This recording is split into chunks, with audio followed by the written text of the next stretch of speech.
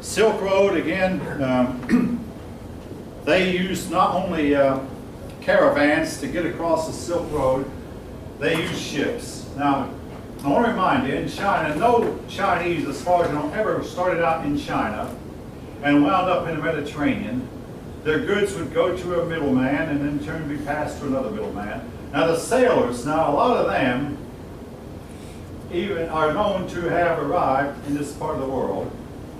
And it's known that one set of Chinese sailing vessels went to Africa and brought back elephants and giraffes and peacocks and apes and a whole lot of other exotic animals, which the emperor was highly impressed with, and especially was impressed with the giraffe, which seems unique among the animals.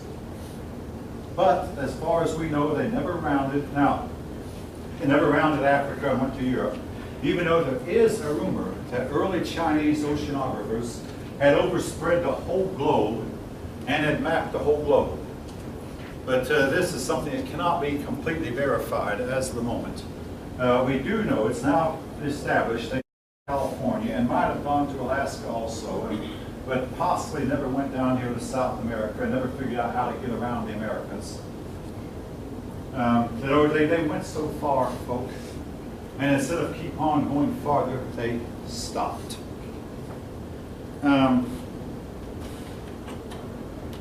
Banks means, among other things, credit, loaning with interest.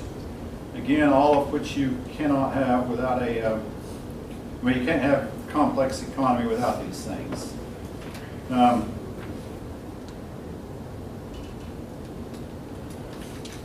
Again, your book mentions two separate, well, your book mentions a number of separate routes, but eventually they went not only by land, but also by sea.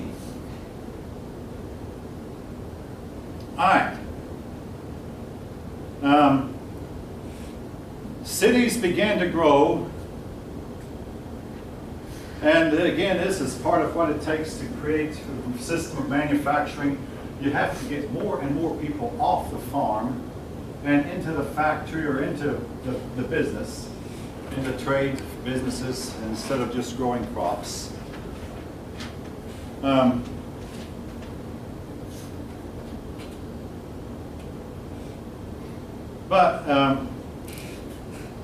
Chinese did not protect their cities like Europeans did, and some people believe that this was one reason that Europeans wound up surpassing them.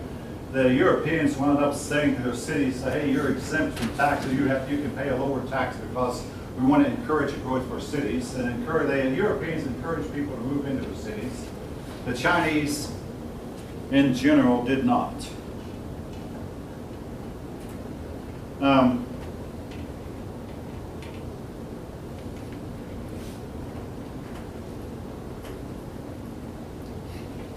There came to be, folk, I'm looking at page 279, the rise of the gentry. And this somehow creates some painful memories because when I was in graduate school, I got in trouble because I did not realize. But in every society, there are always persons who start out at the bottom of the totem pole and pull themselves up by their bootstraps. Most people who are wealthy, down through history, have gotten wealth by inheriting. In other words, I'm a nobleman because my daddy was a nobleman and his daddy was a nobleman, and we've been nobles for about 300 years. 300 years ago, an emperor liked my father because he gave such good service, so he elevated the status of nobility, and that's how we got to be nobles, so on and so forth. But you had persons who started out in poverty, wound up getting at the right place, the right time, to where they could get the money flowing into their own coffers, and became wealthy. A new gentry of people who were not born into wealth, but who wound up becoming wealthy through their own efforts. And this created what you call the rise of the gentry, the people who are wealthy. Some of them who were born into it, some of them who were not.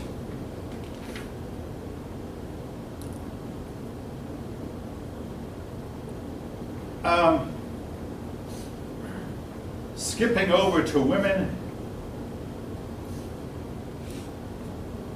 the Chinese have had a problem all down through their history in that women were considered inferior and in a lot of cases expendable. Two things I want to point out. Number one, in times of poverty and hard times, female babies or female young girls were often killed in order to help the family balance its budget and meet its financial obligations, have one less mouth to feed. Now, folk, this practice even extended into the latter part of the 20th century, and I think most of you heard this, that the Chinese, in an attempt to limit their population, told their families you can only produce like a maximum of so many babies.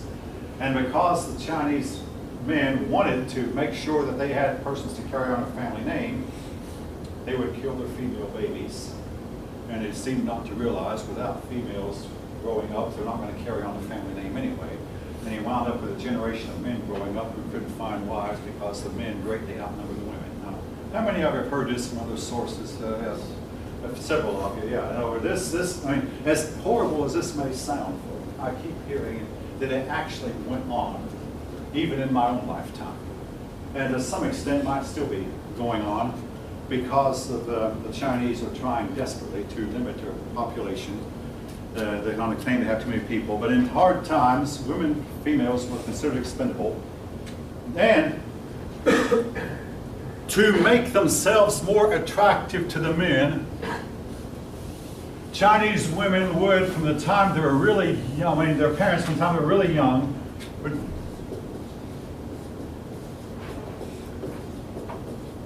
practice foot binding. Now, the purpose of foot binding, folks, was take a young female girl still in her crib and put a really tight shoe on her to guarantee that her feet could not grow. Now, folks, I've had more than one 21st century American man say, I don't think a woman who's crippled is attractive. I mean, no, I don't either.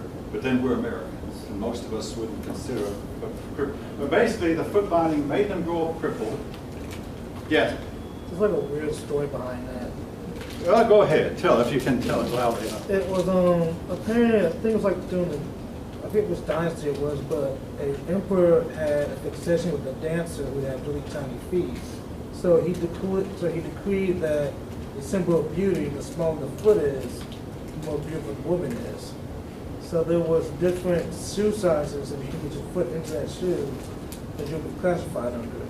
Mm. So they would, it wasn't like when they were young, I think it was like 6 or 7. You took your daughter to a woman that would tie the foot and continuously break the foot and move it inward until. Yeah. What I have also heard, one of my students did report on this, that the whole purpose was to alter the shape of a woman's legs, and I don't want to elaborate on it, but I'll say it anyway, to make her appear more attractive to men during the sex act.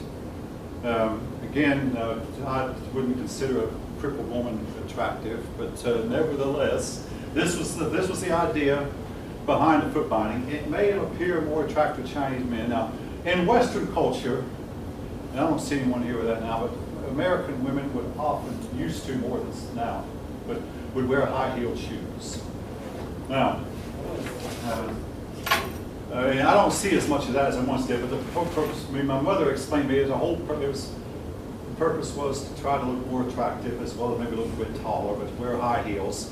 And yeah, I'll be right with you. The young women who wear the high heels would sit in the, well, they develop problems with corns, bunions, some of you might know what I'm talking about, and fallen arches, and a whole lot of other foot problems. And when I was a young person, more than 95% of women had these kind of foot problems. And again, brought on by, brought on by high heel. Anyway. I was going to say it makes your body look really good. What? It does? Yeah. Well, I mean, hey, but at what cost? I don't care. I'm not a girl. Okay, yeah, but at what cost? It's almost like a foot bike. It's similar, except not as extreme, but it's comparable. Buy shoes too tight. They buy the shoes too tight. Yeah, I want to have a smaller foot and want to have, I mean, my mother said it made the woman's ankles appear more slender. And perhaps it does. And this supposedly would make them more attractive. But high heels was considered sign of a well-dressed woman. Again, But now that women pamper themselves with pedicures now, they tend to want attractive feet, so they don't do it. yeah, well, They wear their heels, but they're by the right size, they don't wear them long periods.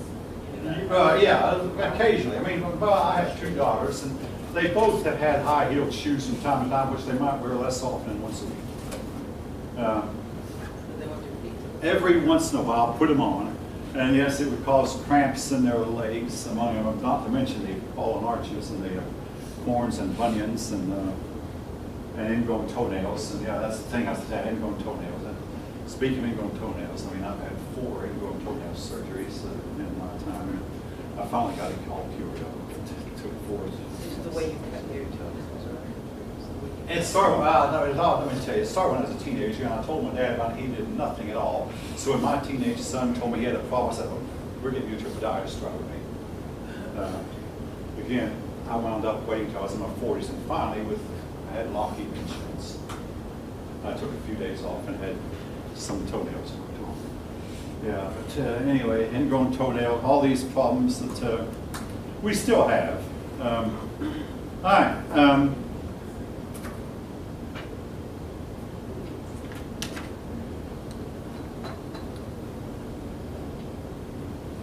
Oh yes, and this is a custom I have not mentioned often, but it is a custom that's common in Eastern societies. When a woman married, her family was expected to give her new husband a sum of money called a dowry. Basically, it's like a father and daughter would say, here, I'm going to pay you as much money as I can afford to marry my daughter. It's called a dowry. D-O-W-R-Y. You'll read about it. I just have not mentioned it. Yeah. Dowry. D-O-W-R-Y. You know, it almost sounds to us in the 20th century like, of course, we still have the custom that some of you might ignore, that the wife's family pays for the wedding. Yeah, wife's family pays for the wedding, but the wife's family is not obligated to give the husband a sum of money to get them started off. And of course, you might have a shower on your wedding day where the people will shower you with a bunch of gifts that help in. I mean, that does help a lot. It's the wishing well, too. Yeah, there's a lot of customs, I mean, that go along with marriage. All right. Oh yeah, you're about the foot binding. Your authors mentioned they went to China in the 1980s and still saw some women. All right, the practice of foot binding, I'm jumping ahead, but the practice of foot binding was outlawed by the communists in 1950. But a lot of the people living deep into the interior or far away from the cities did not hear about the law or simply refused to obey it for a while. There are still some Chinese women alive who have had their foot bound. But the practice, I mean, today the long arm of the communist law reaches even deep into the Chinese countryside. And as when I was a child, I'd see pictures of several women still alive who had their feet bound. But most of your women who have had their feet bound are now very, very old, or they're deceased. But in the 1980s, there were still, if you went to China, you still see some of them. Today, you probably won't. My wife and both of my daughters went to China, and if they saw any women with bound feet, they never mentioned it. It's likely they didn't, because again, the places they went to were the places where the communist government wanted them to go to. And you know, that's the way life is there. All right, moving on.